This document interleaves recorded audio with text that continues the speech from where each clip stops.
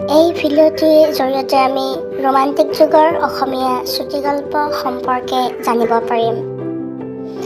অৰুণোদয় যুগতে আখ্যানধৰ্মী লেখা সাধুকথা আৰু কিছুমান উপকথা প্ৰকাশ হৈছিল যদিও সেইসমূহক চুটিগল্প বুলিব নোৱাৰি। পৰম্পৰাগতভাৱে মুখে মুখে প্ৰচলিত সাধুকথাবোৰত গল্পৰ আভাস আছে যদিও সেইবোৰ চুটিগল্প নহয়। চুটিগল্পৰ বীজ অৱশ্যে সাধুকথাৰ মাজত নথকা নহয়।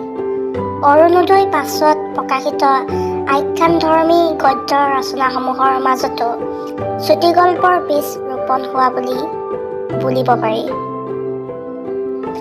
কিন্তু জোনাকী যুগতহে প্ৰকৃত চুটিগল্প সৃষ্টি হৈছিল।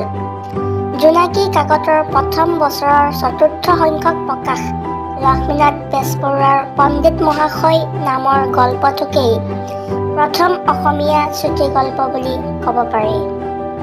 বেজবৰুৱাৰ সাধুকথাৰ কুকি, সুৰভি আৰু জোনবিৰি এইকেইখনেই প্ৰথম অসমীয়া চুটি সংকলন, অৰ্থাৎ এইকেইখনেই অসমীয়া চুটিগল্পৰ সংকলন। বেজবৰুৱাৰ বুঢ়ী আই সাধুকথাৰ সংগ্ৰহ মাত্ৰ। লক্ষ্মীনাথ বেজবৰুৱাই জোনাকীতে আৰ্জি, চেনিচম্পা, জয়ন্তী, পুত্ৰবান পিতা আদি বহুতো গল্প উলিয়ায়। অৱশ্যে তেওঁ বহুতো গল্প নিজৰ সম্পাদিত বাঁহীতে প্ৰকাশ কৰিছিল। অসমীয়া সাহিত্যৰ চুটিগল্প প্ৰাচাত্য সাহিত্যৰ দান।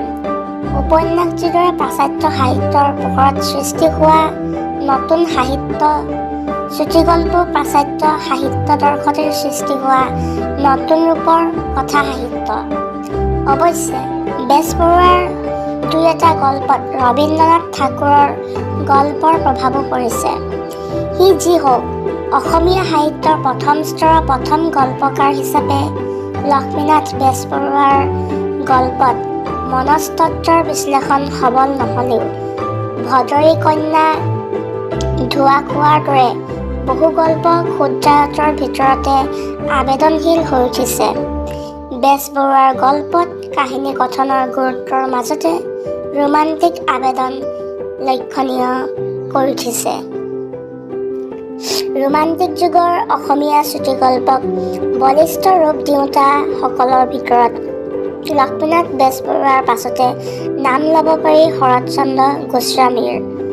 অসম সাহিত্য সভাৰ প্ৰতিষ্ঠাপক সকলৰ ভিতৰত অন্যতম শৰৎচন্দ্ৰ গোস্বামীৰ গল্পপুথি তিনিখন: গল্পাঞ্জলি, ময়না আৰু বাজিকৰ। এওঁ গল্পসমূহত কম কথাৰ মাজেদি বিশাল মনৰ পৰিচয় ফুটি উঠিছে। অদৃষ্টকৰ বাবে মসৃহৰ ভাগ্য বিপৰ্যয়ৰ ছবি তেওঁ গল্পত স্পষ্ট। তদুপৰি কোনো গল্পত ইতৰ প্ৰাণী যেনে হৰিণা, শৰ আদিৰ প্ৰতি গভীৰ সহানুভূতি প্ৰকাশ পাইছে। বেজবৰুৱাৰ গল্পৰ দৰে তীব্ৰ ব্যংগ বা হাস্যৰস গোস্বামীৰ গল্পত নাই। তাৰ বিপৰীতে সমাজৰ বিসংগতিপূৰ্ণ নিষ্ঠুৰতাৰ প্ৰকাশত তেওঁ গুৰুত্ব দিছে। ভাগ্যৰ হাতত অসহায় মানুহৰ ছবি, মানৱীয় ভাৱ অনুভূতিৰ চিত্ৰণ, অসহায়জনক প্ৰতি দৰদ তেওঁ গল্পৰ প্ৰধান বিষয়ৰূপে ধৰা পৰিছে। আলোচনী বাঁহী আদিৰ জৰিয়তে প্ৰতিষ্ঠা লাভ কৰা গল্পকাৰ হ'ল লক্ষ্মীনাথ ফুকন। লক্ষ্মীনাথ ফুকনৰ মালা আৰু উফাইদাং, মৰমৰ মাধুৰী, আনন্দ নধৰে হিয়া এই কেইখন গল্প সংকলনৰ জৰিয়তে মধ্যবিত্ত শ্ৰেণীৰ লোকৰ জীৱনৰ সুখ দুখৰ ছবি অংকন কৰিছে। অৱশ্যে ডেকা বয়সৰ ৰচনাতকৈ পাছৰ কালৰ গল্পসমূহত শিল্পগুণ ৰক্ষিত হৈছে। ৰোমান্টিক যুগৰ আন এজন গল্পকাৰ হ'ল নকুল চন্দ্ৰ ভূঞা।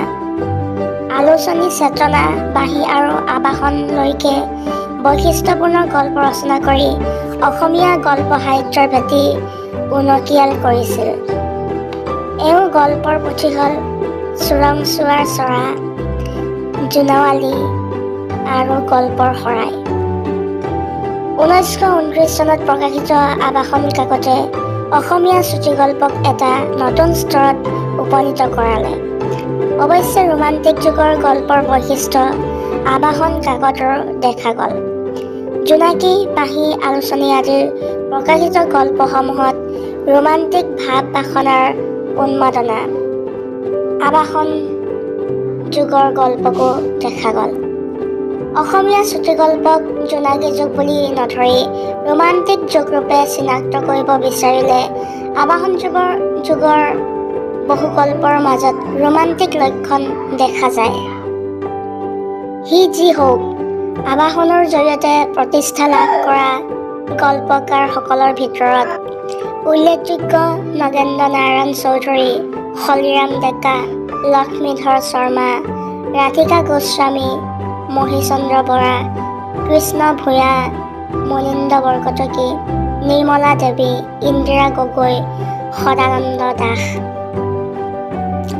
গল্পকাৰৰূপে প্ৰখ্যাত নহ'লেও গল্প ৰচনাত মনোনিৱেশ কৰা বহুকেইজন লেখকে গল্প ৰচনা কৰি ৰোমান্টিক যুগৰ গল্পৰ ভঁৰাল টনকিয়াল কৰি থৈ গৈছে।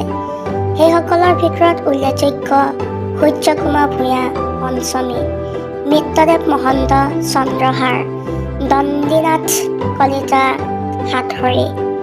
একোখনকৈ গল্প পুথি ৰচনা কৰি থৈ যোৱাই নহয়, তেওঁলোকৰ বহু গল্পত গুণগত মানতো বহু উন্নত। ৰোমান্টিক যুগৰ গল্পসমূহ অধ্যয়ন কৰিলে কেইটামান প্ৰধান বিশেষত্ব চকুত পৰে। প্ৰথমটি হৈছে প্ৰথম স্তৰৰ গল্পবোৰৰ মাজত সাধুকথা আৰু চুটিগল্পৰ মাজত এটা ধুঁৱলি-কুঁৱলী ৰূপ দেখা যায়। দ্বিতীয়টো হৈছে গল্পসমূহত কাহিনী প্ৰস্তুতকৰণত বিশেষ গুৰুত্ব দিয়া দেখা যায়। তৃতীয়টো হৈছে চৰিত্ৰৰ মনোজগতৰ গোপন সত্য উদ্ধাৰৰ প্ৰচেষ্টা প্ৰায় নাই। চতুৰ্থটো হৈছে সমাজৰ দৰিদ্ৰ নিপীড়িত জনৰ প্ৰতি দৰদ আৰু আন্তৰিক অনুকম্পা প্ৰকাশ পাইছে। পঞ্চমটো হৈছে প্ৰথম স্তৰৰ গল্পসমূহতকৈ পাছৰ স্তৰৰ গল্পত সমাজৰ ভণ্ড শ্ৰেণীৰ চৰিত্ৰক উদঙাই দিয়াৰ প্ৰয়াস দেখা যায় আৰু মধ্যবিত্ত শ্ৰেণীৰ জীৱনৰ সুখ-দুখ, আশা-নিৰাশাৰ প্ৰতিফলন গল্পসমূহত ঘটিছে। ষষ্ঠটো হৈছে ৰোমান্টিক প্ৰেমৰ চিত্ৰণত প্ৰেমৰ বীজৰ প্ৰতিষ্ঠা দেখুওৱা হৈছে।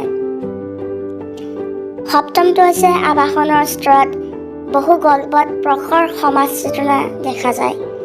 অষ্টমটো হৈছে ৰোমান্টিক যুগৰ বহু গল্পত প্ৰকৃতি চিত্ৰণ আৰু বৰ্ণনাৰ আধিক্য লক্ষণ কৰা যায়। ধন্যবাদ।